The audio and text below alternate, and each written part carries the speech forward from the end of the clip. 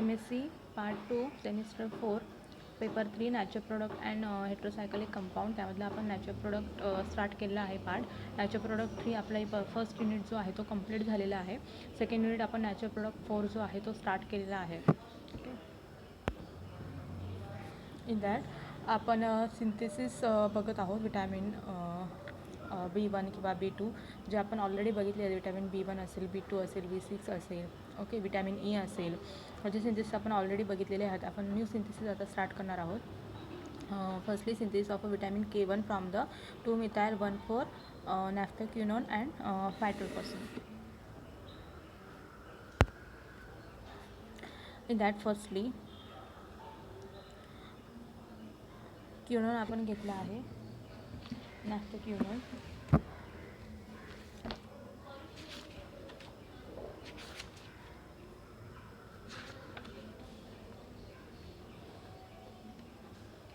Vitamin K1 आपण बघतो आहे त्याच्यामध्ये, ओके.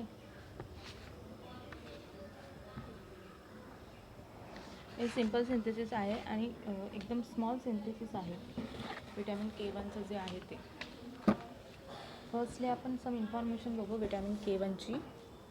त्यामध्ये सोर्स काय, it is present in egg yolk, sun dried fish या vegetable oils, green and vegetables, okay, like garbage and म्हणजे जे ग्रीन पालेभाज्या आहेत, ओके, किंवा एग योल्क असेल किंवा फिशमध्ये असेल, व्हेजिटेबल ऑइल असेल, त्याच्यामध्ये विटॅमिन K प्रेझेंट असतं, okay. Then it is also present in soybean and tomato आणि सोयाबीनमध्ये सुद्धा विटॅमिन K प्रेझेंट असतं, ओके. देन नेक्स्ट आहे बायोलॉजिकल इम्पॉर्टंट. काय आहे त्याचे बायोलॉजिकल इम्पॉर्टंट?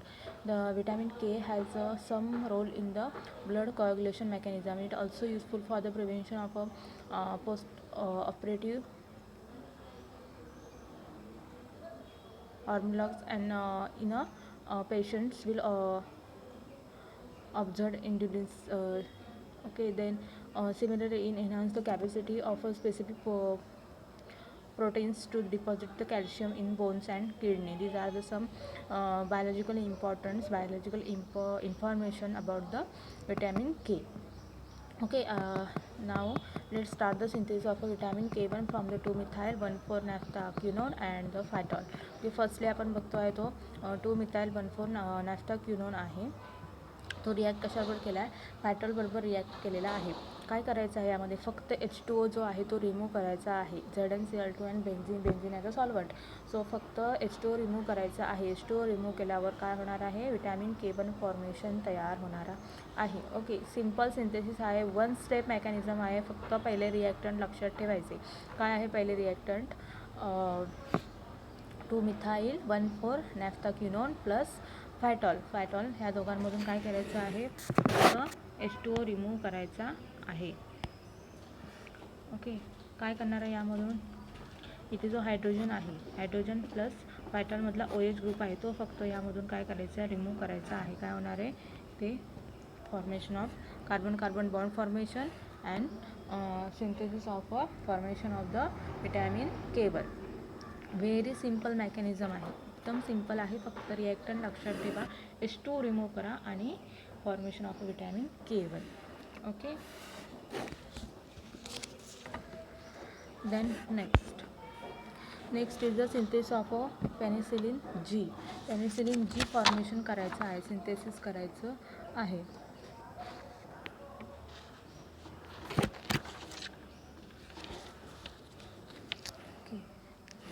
कशापासून, from the dipenicillin amide and the tertiary butyl fat amide malonaldehyde पासून आपल्याला काय करायचं आहे, पेनिसिलिन G फॉर्मेशन करायचं आहे, सिंथेसिस करायचं आहे, ओके. ह्याचे डायरेक्टली सिंथेसिस विचारले जातात, 4 मार्कला असेल किंवा 5 मार्कला असेल ते. फर्स्टली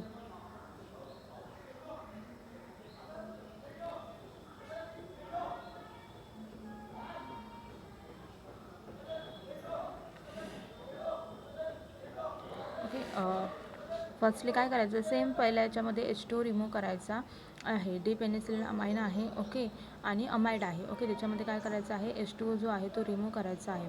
H2O रिमूव्ह केल्यावर काय होणार आहे, हे बघा इथला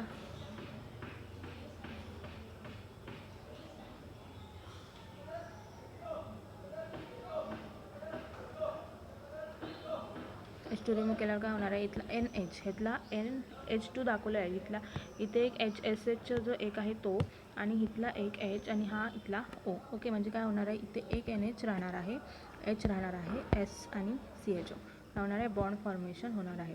देन सिम्पल अल्कोहोल यूज केलेला आहे. अल्कोहोलमध्ये काय होणार आहे, इथे जो अल्कोहोल, ओके, अल्कोहोलमध्ये काय होणार आहे, ॲसिडिक ग्रुप इथे प्रेझेंट आहे, हा काय होणार आहे, याच्यावर अटॅक होणार आहे, तिथून OH ग्रुप, इथून पण H2 रिमूव्ह होणार आहे. नेक्स्ट स्टेपमध्ये काय आहे, NH2 यूज केलेला आहे. ओके, नेक्स्ट स्टेपमध्ये काय, आपण जसं अल्कोहोल यूज केला होता, ओके, अल्कोहोल यूज केला होता, सो काय फॉर्मेशन झालं, इथे इस्टर फॉर्मेशन झालं, आणि जो NH2 जो होता त्याच्यामध्ये काय झालं, NH2 फॉर्मेशन इथे झालं, इथे NH2 झालं, आणि इथे काय झालं, हा जो आहे इथे, हा इथे बॉन्ड नाही NH मध्ये, ओके, काय इथे C डबल बॉन्ड OOC3, म्हणजे हा ग्रुप जो आहे इथे लागलेला आहे. म्हणजे जी इथे जी रिंग होती पाठीमागे, पाठच्या स्लाईडवर जर तुम्ही बघितलं तर इथे काय होती, इथे रिंग फॉर्मेशन होती पूर्णपणे. ओके, बेन्झीन आणि कार्बोनिल, 2 कार्बोनिल ग्रुप प्रेझेंट होते याच्यामध्ये 2 कार्बोनिल ग्रुप आणि प्रेझेंट होते. ती काय झाली, रिंग जी आहे ती ब्रेकआउट झालेली आहे. म्हणजे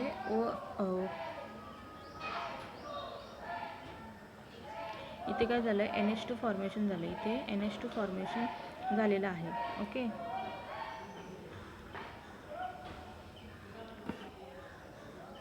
आणि इथे फक्त काय लागलेलं आहे, CO2OH, म्हणजे इथे मिथाइल ग्रुप, इथे एस्टर ग्रुप फॉर्मेशन झालेलं आहे, आणि ही जी रिंग आहे ती पूर्ण इथून रिमूव्ह झालेली आहे. ओके, हे फॉर्मेशन झालं. देन ड्राय HCl मध्ये काय होणार आहे,